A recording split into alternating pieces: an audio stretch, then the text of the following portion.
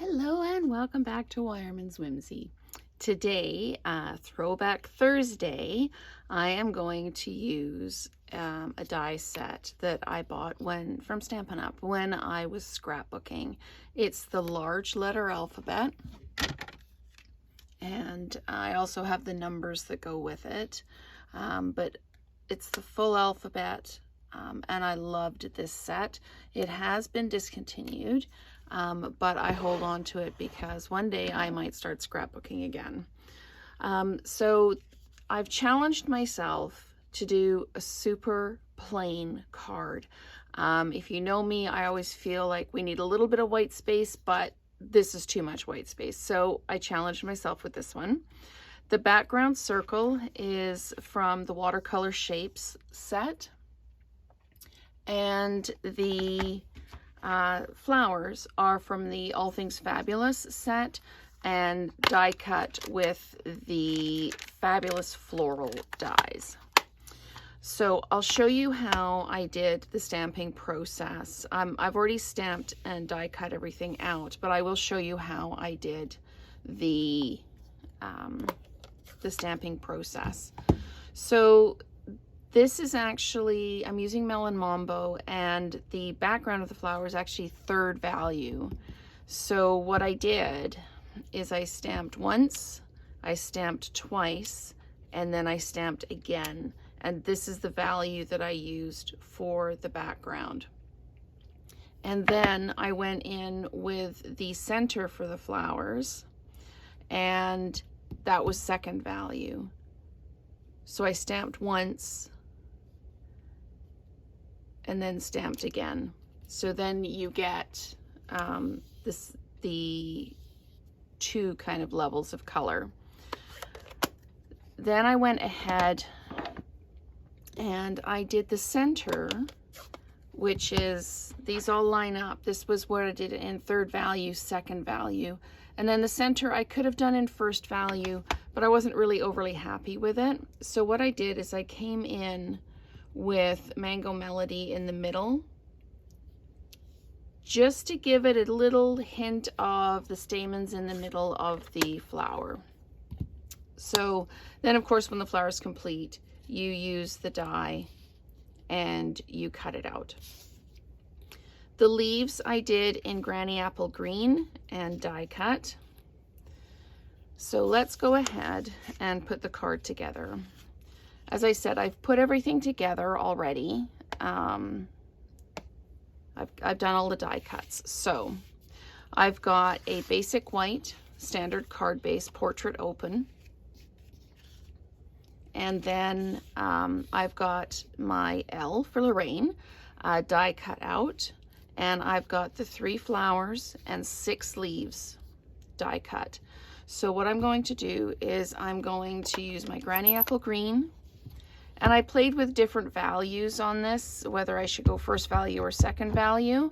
And I opted to go first value on this one. So just towards the bottom corner, I'm just going to stamp that circle down. That's all I need to do with that. So now I dimensionalized the L. And I used pieces from the edge because the L is narrow, so a full dimensional won't necessarily fit on it. So I use pieces from the edge, and I need to do this one this way so I can see what I'm doing, because I don't want the dimensional to show through from the other side. Okay, so let's just pop that down like that. Now we can add the L to the circle. Okay, so let's just pop this down. I put it in the middle, the bottom there, made sure it was straight and popped it up like that. Okay, so then I dimensionalized the flowers, and I dimensionalized them all towards the top. You can see I was practicing. But as I always say, paper has 2 sides, so you use both sides. So dimensionals towards the top, because they are going to overlap what you've already dimensionalized. So I'm just going to pop one down here like this, and then another one at the top like this. And I'm overlapping the L, but I'm not disguising the shape of it. It's still obvious what it is. And pop that one like that. And then I used just Stampin' Seal on the back of the leaves to put some adhesive on. And then I put them on so that they were overlapping the circle, but extending past the circle. So just giving it a little bit more depth and a little bit more interest.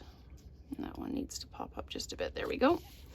Okay, so, and these were just single first value stamp with the Granny Apple Green. This one's going to come out at the top of the L, and then we pop in like this. And this one comes out the bottom like that. And this also gives the flowers depth because I dimensionalized the flowers, but I have not dimensionalized the leaves. So the leaves are just flat mounted and just tucked in like that. So there we go.